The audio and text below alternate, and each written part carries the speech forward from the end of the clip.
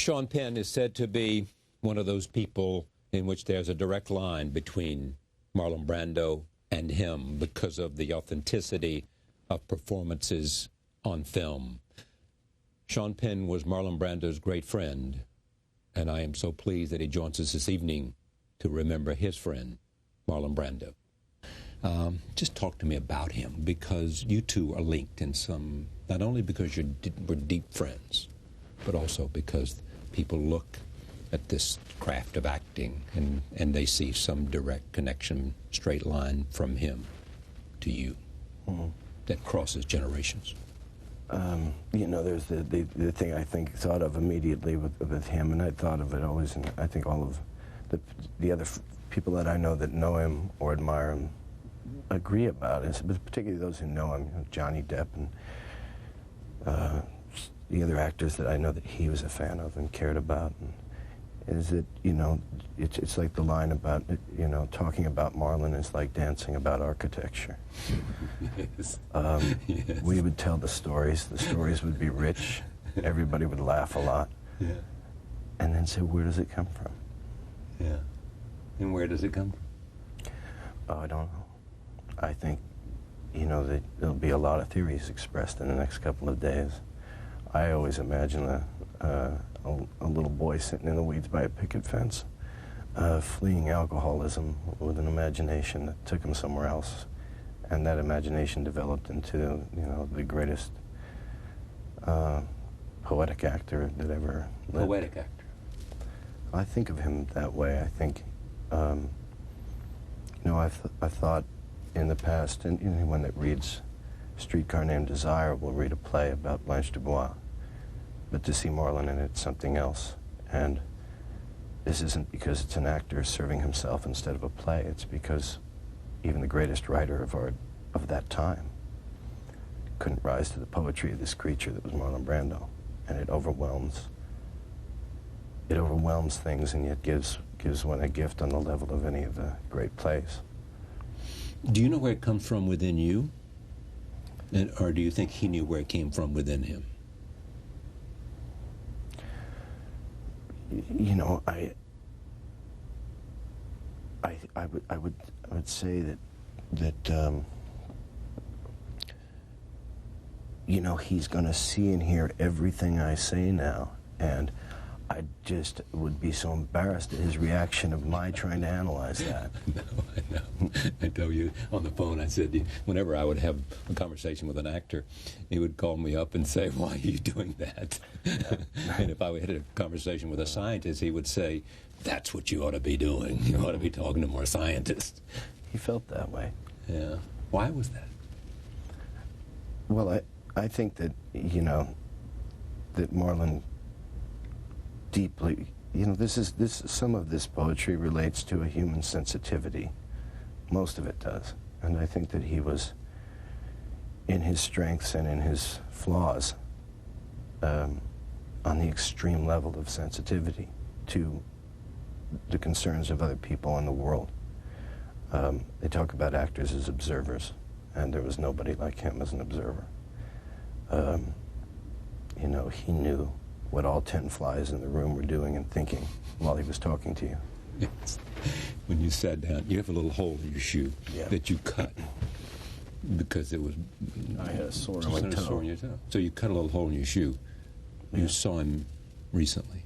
Yeah, this is just a week ago, and we were in his room where the light was very dim, and from 12 feet away, he was in the middle of talking about something else, and he says, what's that hole in your shoe, you know?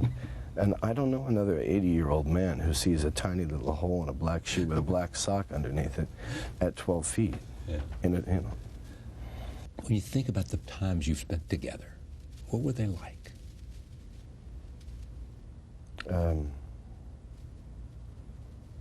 A lot of laughing. Because there's something... And kidding. A lot of laughing, a lot of kidding, and a lot of... You know, he could talk pretty good. And a lot of that was relative to observations, either of things in the room or things outside the room. And his observations were so acute that he might as well be pantsing everybody on the street. So it's like, you know, look at that guy. Because he would open the person up and it would acknowledge an awareness that you had, but you had it subconsciously. Yeah. And he was able to articulate it with that voice and those eyes, that just made you part of it. He used to always say to me, you sit there every night and you're learning everything. You're learning all this stuff. What are you going to do with it? And he was forever saying, every conversation almost, what are you going to do with it? As if, you know, well, I should be taking this experience of sitting with you and people who come here every night.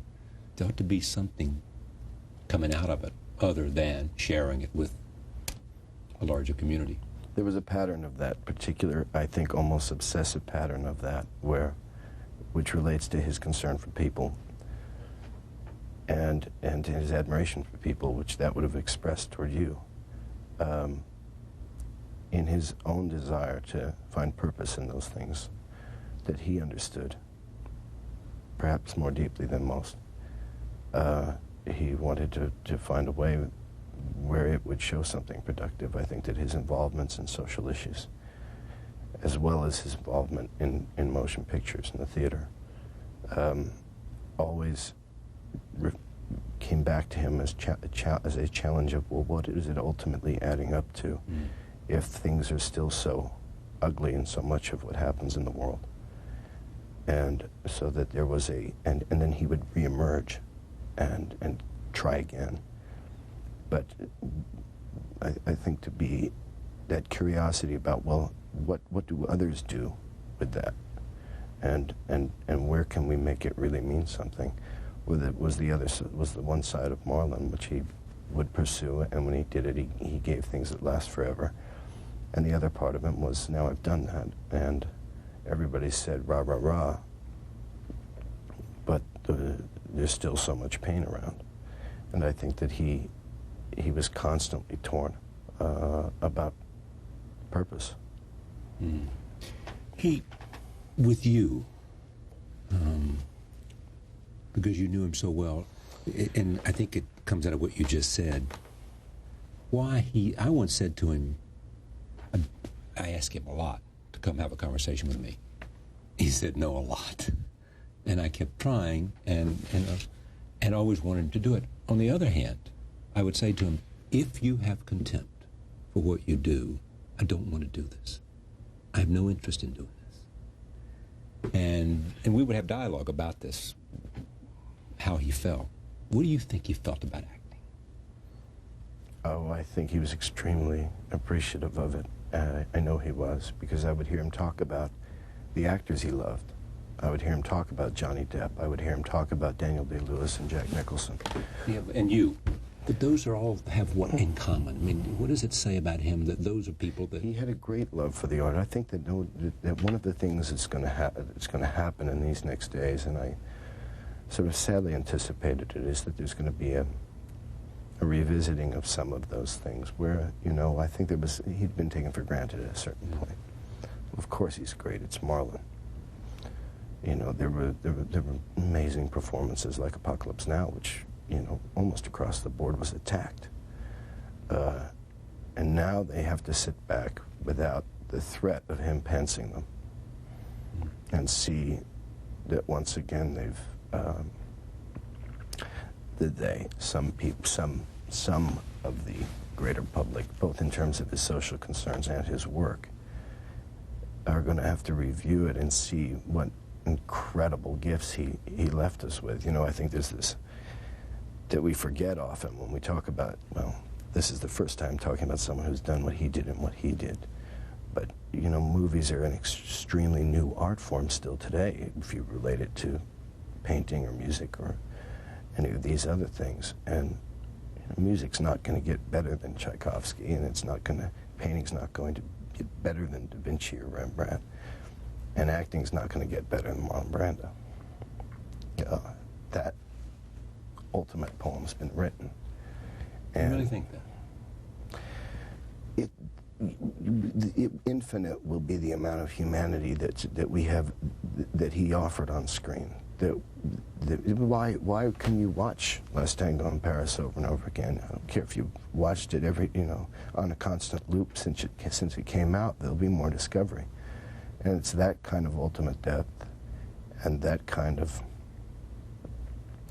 there was a sensuality of his personality, there was the masculinity of his personality, and there was the heart. And as he would pants another, he pantsed himself. And that was that's where his generosity shined.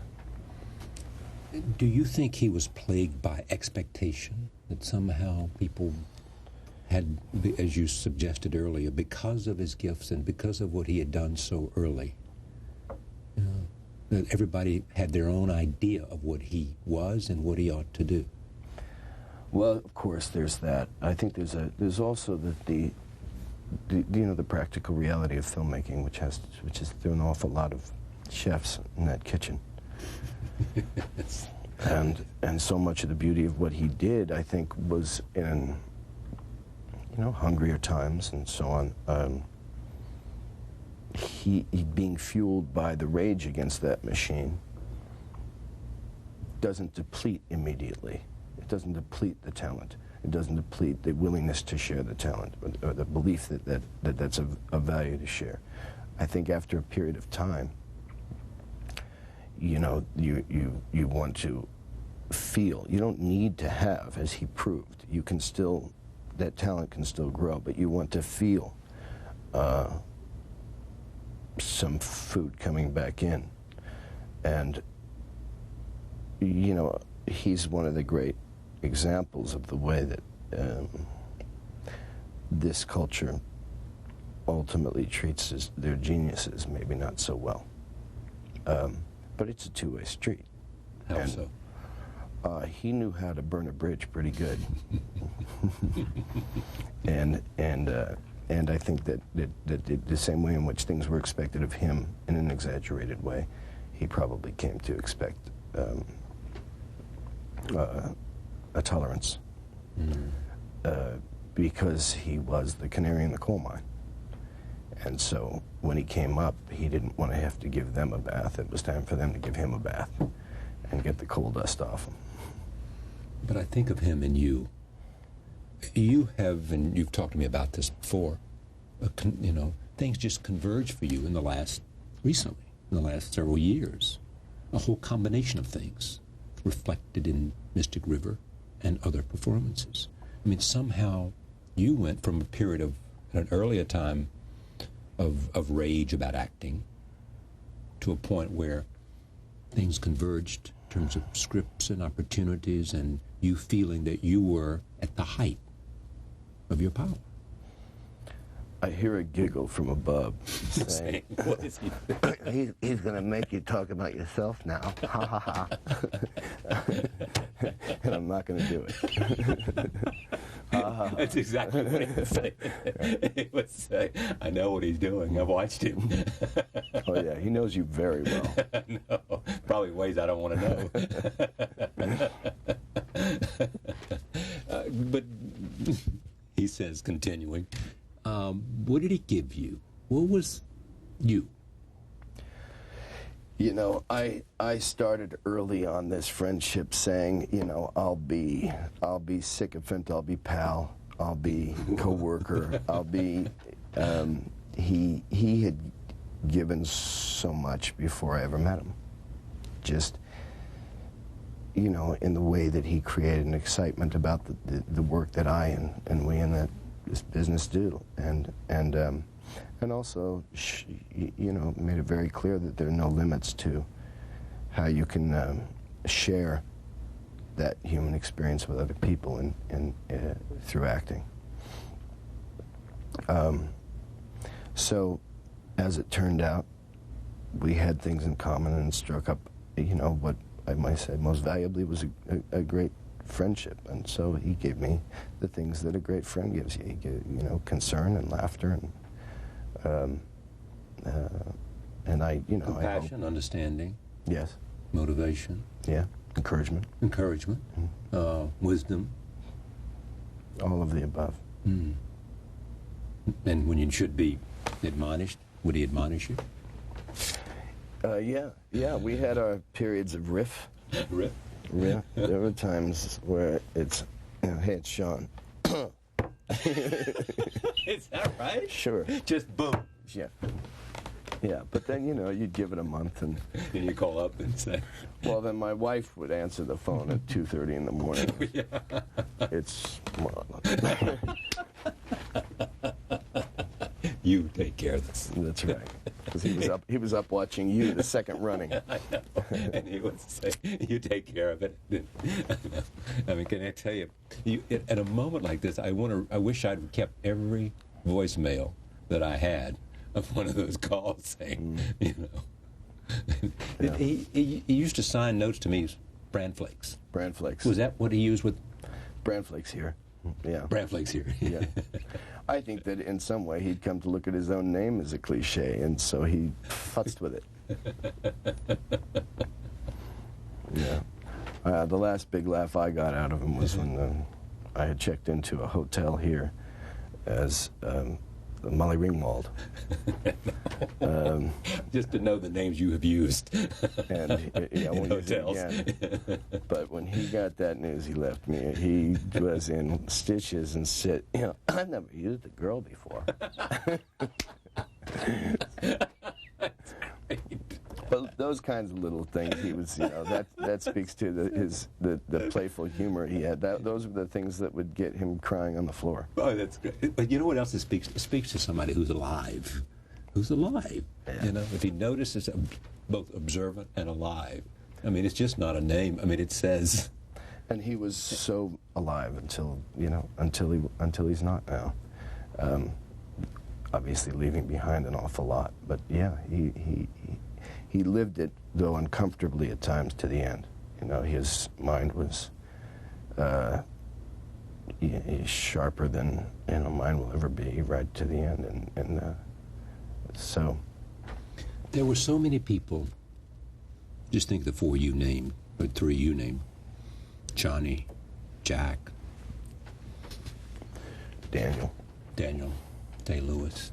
And I see those all, have a certain quality as an actor.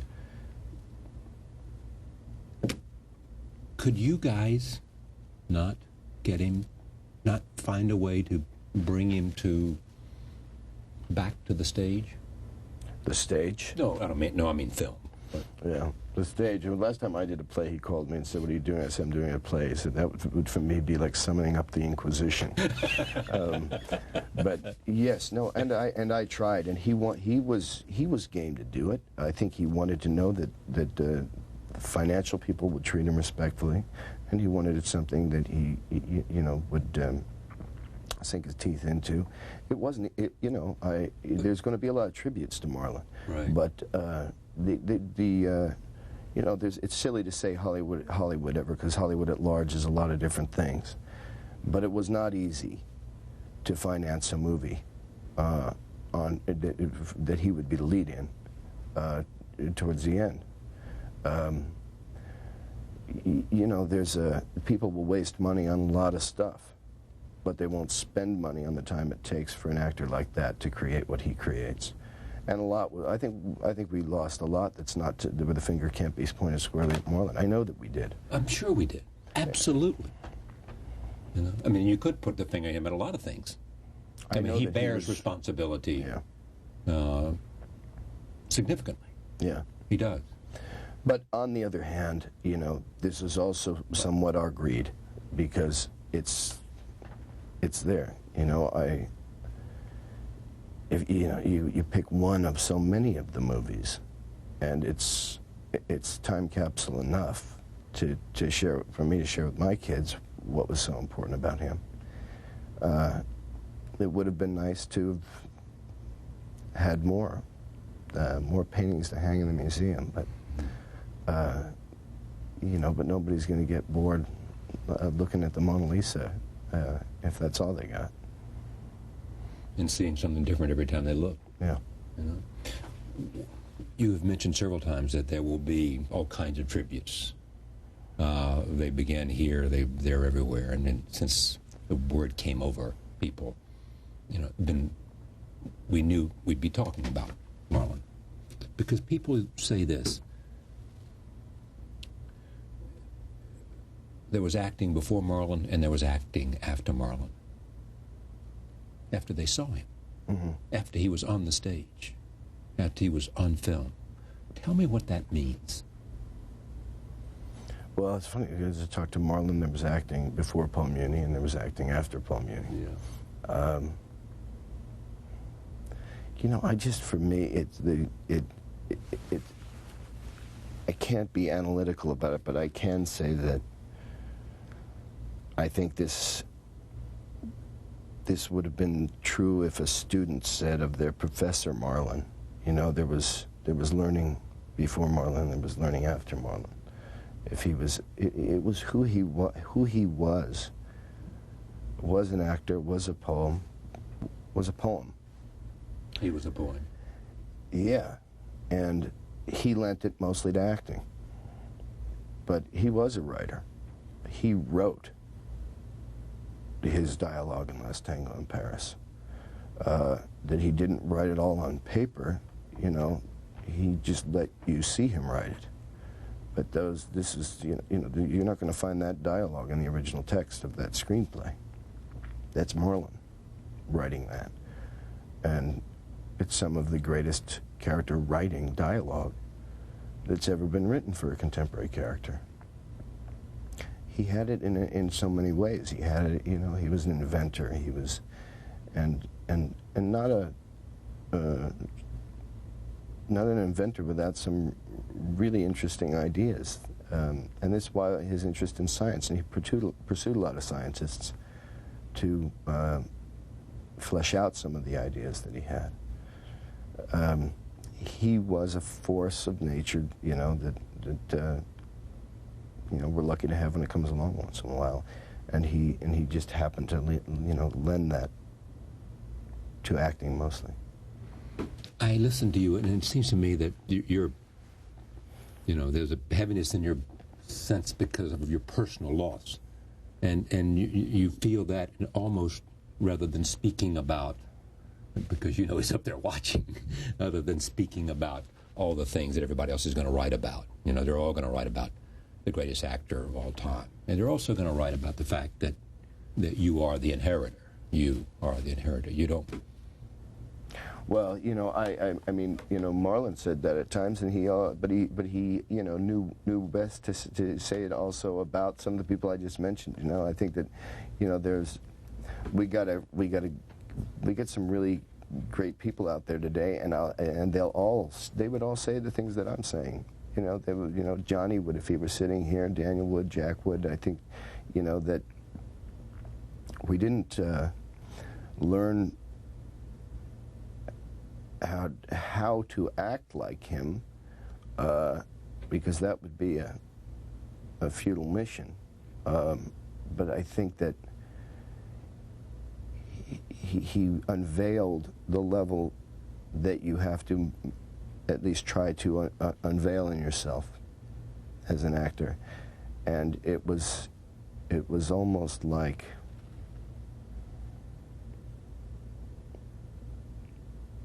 there were times in conversations with him where he would go into fiction, but there was a seamless transition, and the fiction was a setup for a joke or a prank or some way in which you were going to be suckered. But you didn't see a change in the eyes at all.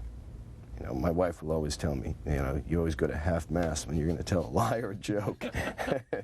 Marlon didn't. He was right there. So when you're going to lie, she can tell. But with Marlon, he was that good of an actor, so there was no change. Yeah, he felt that it was all the truth and all a lie, and so there was no kind of self-consciousness in that transition. Did he feel despair about his life? Of course he had, incredible miseries. He spoke about some of them, publicly. Yeah, but I don't mean the things that are so public and obvious. I mean, anybody who has lost to family, that carries deep and deep and never goes away?